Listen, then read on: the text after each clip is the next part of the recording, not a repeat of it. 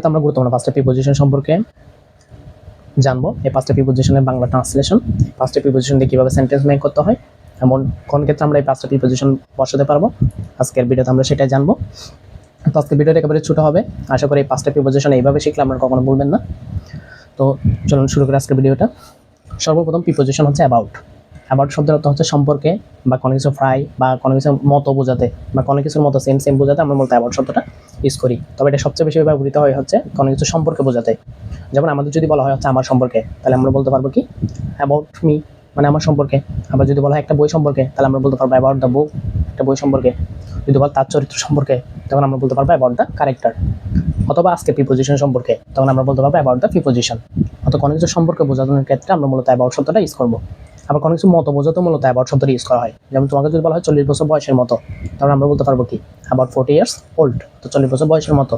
অথবা সে আমার মতো, তাহলে he is about to me, অথবা হি ইজ অ্যাবাউট মি, সে আমার মতো প্রায়। এরকম বোঝাতে আমরা অ্যাবাউট শব্দটা ইউজ করতে পারি। 2 নম্বর গুরুত্বপূর্ণ যে প্রিপোজিশনটা আছে সেটা হচ্ছে উইথিন। উইথিন শব্দের অর্থ সাধারণত নির্দিষ্ট সময়ের মধ্যে বা কোনো কিছু ভিতরত্ব, মূলত আমরা উইথিন শব্দটা বসাই। যেমন আমাদের যদি বলা হয় 4 দিনের মধ্যে, তাহলে আমরা বলতে পারবো উইথিন 4 ডেজ। আমাদের যদি বলা হয় 1 সপ্তাহের মধ্যে, তাহলে উইথিনে হচ্ছে উইক, উইথিনে 1 উইক বলতে পারবো। 1 মাসের মধ্যে, তাহলে উইথিনে 1 মান্থ, এভাবে বলা যায়। অথবা যদি বলা হয় আমাদের 1 মাইলের মধ্যে, তখন আমরা বলতে পারবো উইথিনে 1 মাইল। একইভাবে আমাদের যদি বলা হয় একটা নির্দিষ্ট বিকৃত সময়ের মধ্যে, তখন আমরা বলতে পারবো উইথিনে সেল পিরিয়ড। অর্থাৎ সেল পিরিয়ড শব্দটা বোঝাচ্ছে মূলত হচ্ছে বিকৃত সময়ের মধ্যে। এক্ষেত্রে আমরা হচ্ছে উইথিনটি ইউজ করতে পারি। আর 3 নম্বর গুরুত্বপূর্ণ যে প্রিপোজিশনটা আছে সেটা হচ্ছে ফর।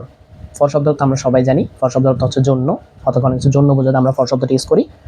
যেমন আমাদের যদি বলা হয় 1 সপ্তাহের জন্য, তাহলে আমরা বলতে পারবো ফর উইক। 1 মাসের জন্য ফর 1 মান্থ, এভাবে বলতে পারি। অথবা তার জন্য, তাহলে ফর হার, বা সেটা যদি মেয়ে হয় তখন হার, আর ছেলে হলে তখন আমরা হচ্ছে হিম ইউজ করতে পারি, হিস ইউজ করতে পারি। এগুলো ইউজ করা যায়, এগুলো প্রসেসে। যদি আমাদের বলা হয় সকলের জন্য, তখন আমরা বলতে পারি ফর অল। অথবা আমরা যদি বলা হয় দেশের সকল মানুষের জন্য, তখন আমরা বলতে পারবো for all the people of, for all the people, মানে সকল মানুষের জন্য। অফ এ কান্ট্রি, একটা দেশের সকল মানুষের জন্য। এক্ষেত্রে আমরা মূলত ফর ইউজ করতে পারি। অথবা আমাদের নির্দিষ্ট করে কোনো ব্যক্তির জন্য বললে, তাহলে ফর হিম। যদি বলা হয় রাকিবের জন্য, তাহলে ফর রাকিব। যদি বলা হয় মরিয়মের জন্য, তাহলে ফর মরিয়ম, তাহলে মরিয়মটা বলতে পারি। 3 নম্বর যেটা আছে সেটা হচ্ছে উইথ। উইথ শব্দ হচ্ছে সাথে বা কোনো কিছু দ্বারা বোঝায় আর কি। যেমন যদি বলা হয় তোমার সাথে, তাহলে উইথ হিম, উইথ ইউ, তোমার সাথে। যদি বলা হয় আমার সাথে, তাহলে উইথ মি, আমার সাথে।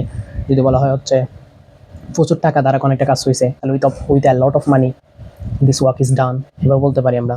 তারপর বলতে পারি মনে করো কলমটি দ্বারা, তাহলে বলতে পারি উইথ দ্য পেন। আরেকটা শব্দ হচ্ছে ফ্রম। ফ্রম শব্দ হতে সাধারণত হতে বোঝায়। তো কোনো একটা স্থান হতে আরেকটা স্থানে বোঝাতে মূলত আমরা হতে শব্দটা হচ্ছে ব্যবহার করি। কোনো কিছু হতে থেকে এরকম বোঝাতে আমরা মূলত ফ্রম শব্দটা ইউজ করি।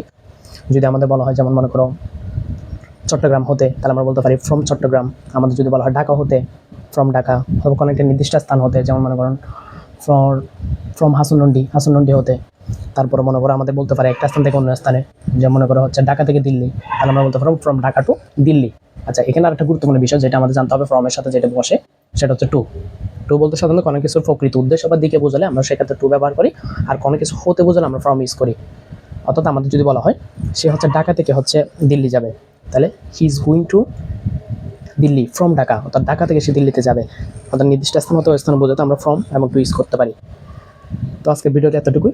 আজকে যে আমরা 5টা গুরুত্বপূর্ণ প্রিপোজিশন শিখছি, এগুলো যদি আমরা সামারি হিসেবে ধরি, যেমন প্রথমত হচ্ছে অ্যাবাউট।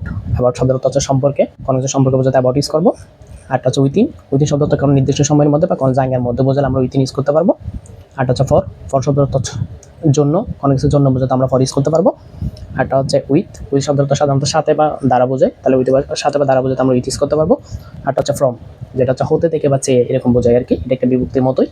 তো আজকে ভিডিও এতটুকুই। ধন্যবাদ সবাইকে। আসসালামু আলাইকুম।